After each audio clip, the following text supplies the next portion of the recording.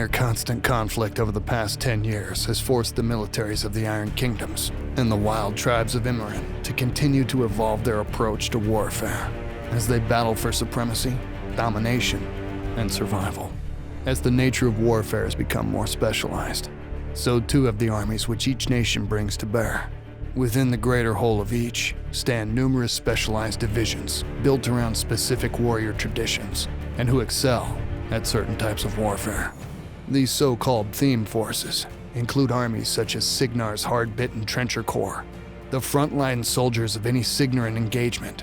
The Trencher Corps employs a wide variety of weapons and tactics, allowing them to serve as both assault and defensive specialists. Commonly known as gravediggers, the intense training regime of the Trenchers can transform ordinary citizens into some of the toughest and most professional soldiers found anywhere in the Iron Kingdoms.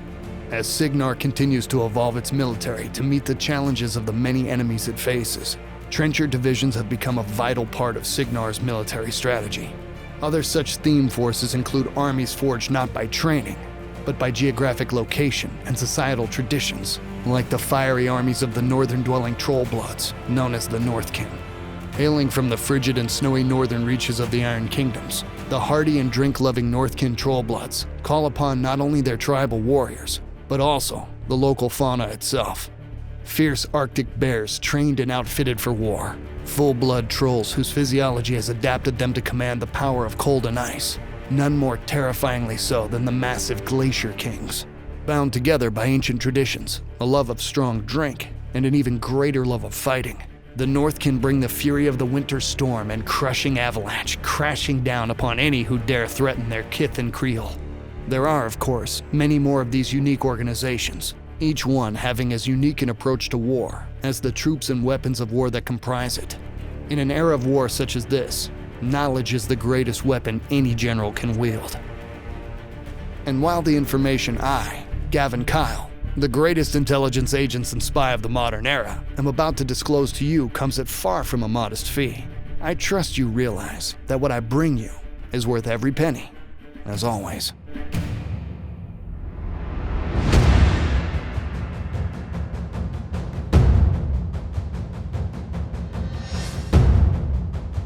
Prowling the vast seas of the Meridius, Crix's infamous Black Fleet strikes both ship and shore with impunity, sowing terror and death in the name of their god, the Dragon Father, Torok. There are many among the Nightmare Empire who would gladly serve Torok with their lives, willingly bending a knee to the dragon in return for the opportunity to amass power and wealth through merciless acts of carnage and violence. Most numerous among the crews of the Black Fleet are the Shard Pirates, humans who have cast their lot with Crix. Armed with short-range but powerful guns known as deck sweepers, the Shard Pirates are at their deadliest when led by an officer who has learned the hard way what it takes to survive and prosper while navigating the brutal life of the Black Fleet. But the Black Fleet is made up of more than just savage reavers. Practitioners of black magic, the Shard Dirge Seers, can often be found amid the screaming and writhing hordes of Black Fleet pirates, darting among the fray with unnatural grace as they end the lives of their enemies with a flick of bladed fingers before drawing upon the fallen's life force to empower their vile spells. Few beings are more bloodthirsty or crueler than the terrifying Blighted Trollkin, who serve as the penultimate shock troops of the Black Fleet, with their feared bloodgorgers carving through enemy troops in an orgy of blood. Though the Blighted Trollkin are physically powerful and terrifying to behold, the brutal and violent life they lead means that few survive to claim positions of authority or power in the fleets. Those who manage to rise to prominence, like Jusica Bloodtongue, do so based purely on their intense brutality and wicked cunning. When surrounded by her chosen cadre of bloodgorgers, Jusica earns her reputation anew based on the gruesome carnage she leaves in her wake. Then there are the Black Ogrin, standing above even the hulking Blighted Trollkin. Their size, strength, and callous disregard for weakness has long served them well in the unforgiving Black Fleet. Strong enough to heft the heavy cannons of warships, the Black Ogrin Smog Belchers support the Black Fleet forces as mobile cannoneers. Their Smog Belcher cannons are capable of blasting apart ships and men alike. The caustic powders used in their ammunition leave behind an oily black fog that obscures sight, acting as a perfect screen while the rest of the Black Fleet forces advance. The cruelty of the Black Fleet knows no limits. Long used as a punishment for piracy, the gibbets once used to ward people away from the buccaneering life have now been repurposed by the Arcanist of the Black Fleet and imbued with dark power to serve as yet another tool in their arsenal. Leading the pirates of these cursed crews are the fearsome Satixis warriors, Axiara Wraithblade and Scar, Admiral of the Black Fleet. As Scar's right hand, Axiara commands complete loyalty from those that serve in the Black Fleet, and her tactical acumen and leadership has helped to forge the Black Fleet into a formidable navy. Despite its motley crew, it is more than the equal of any of the more professional mainland navies. The undisputed master of Crixus Black Fleet, Scar Ravenmane, Queen of the Broken Coast, rides upon the tides of fate to deliver the will of her master, Toruk. Her mastery over the skeins of fate is unquestionable, and with it, she manipulates even the smallest events to ensure her ultimate victory.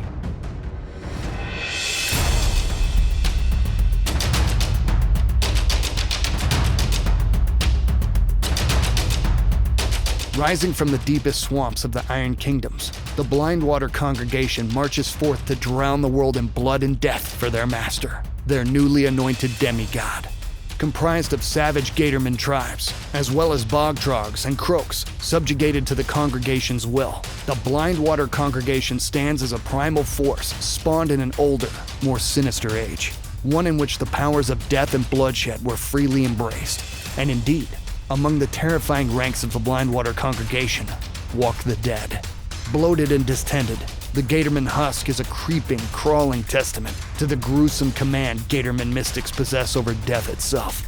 Reanimated by the Bokor's dark magic, the dead flesh of the chosen Gatorman is then stuffed to bursting with all manner of vicious bugs and insects indigenous to the Gatorman's swampy home.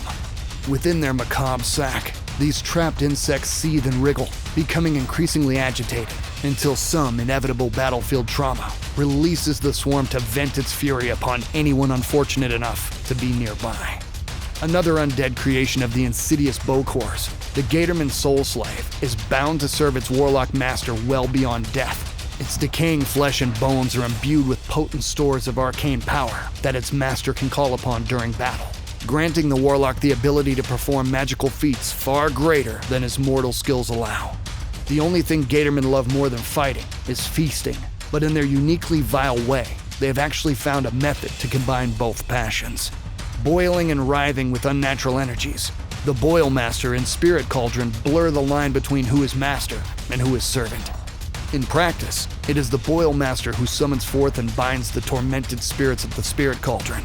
Yet, one need only see the malevolent spirits writhe and spit their fury upon the battlefield to know it is the Boil Master who truly serves his cauldron, taking every opportunity to stoke the spirit with the fresh corpses that empower its foul magics. As the power and influence of the Blindwater congregation has grown, so too has its dominance over lesser species that call the swamp home. Croak trappers have become a common sight, using their agility and skill with a net to trap and ensnare their foes, who become easy prey for the Croak's bloodthirsty masters.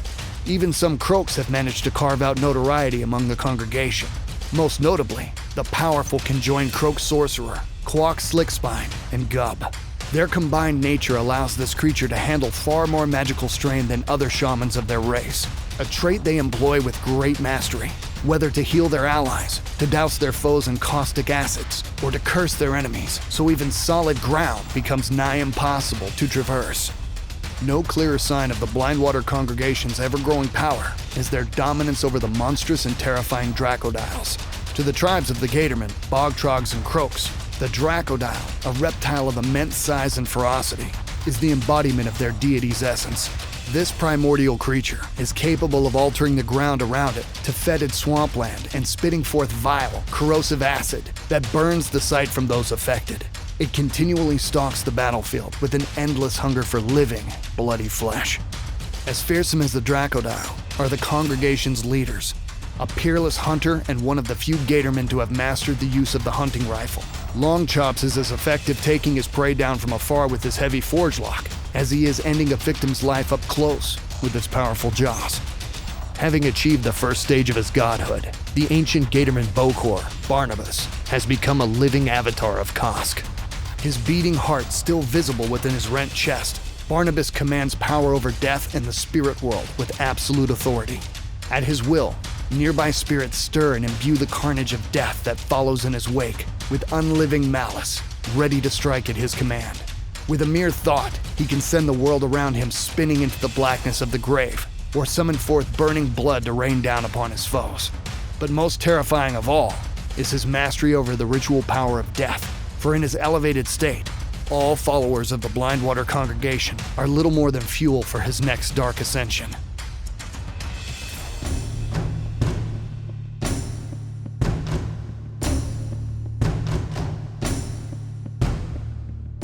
Hulking brutes of muscle and bone, the Blighted Ogrin of the Legion of Everblight stand apart within the dragon's army as howling monsters that slaughter without mercy or restraint. In the years since being conscripted into the Legion by Everblight's self-proclaimed messiah, Thagrosh, the Blighted Ogrin have continued to evolve under the constant influence of the dragon's corrupting aura. Thundering forth on limbs formed by the Blight's mutation, the Chosen of Everblight are the perfect combination of dragon spawn, draconic speed and mobility, with the ferocity and strength of the formidable Ogrin. Ogrins are born with legendary constitution, but the Chosen's draconically enhanced physiology allows them to rapidly heal wounds when nourished with the flesh of the fallen.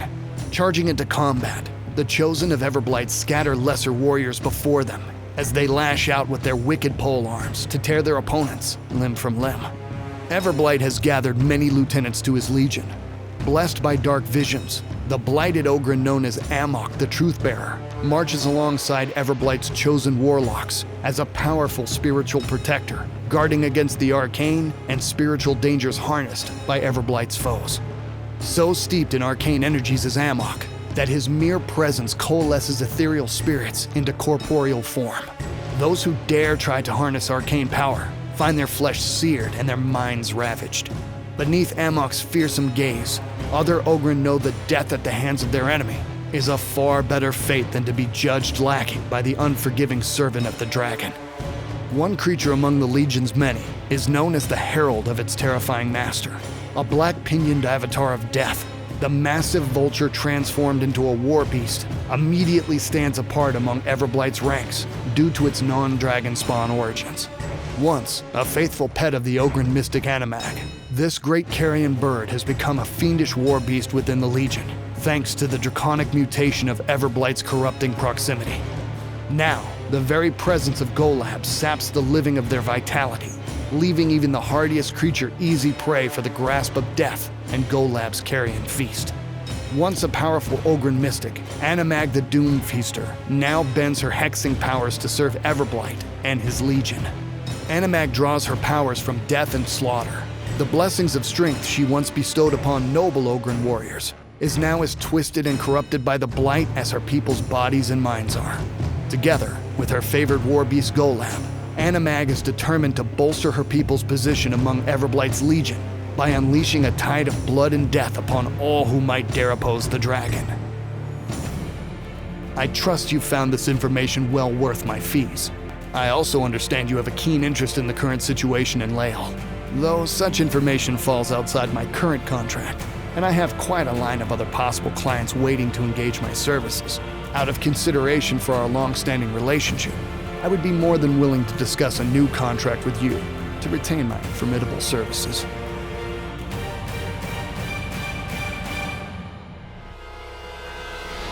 They drove us from our homes. They robbed us of our wealth. They think their armor impenetrable. They think their weapons unstoppable. They believe they stole our secrets. Soon, they will discover the error of that belief.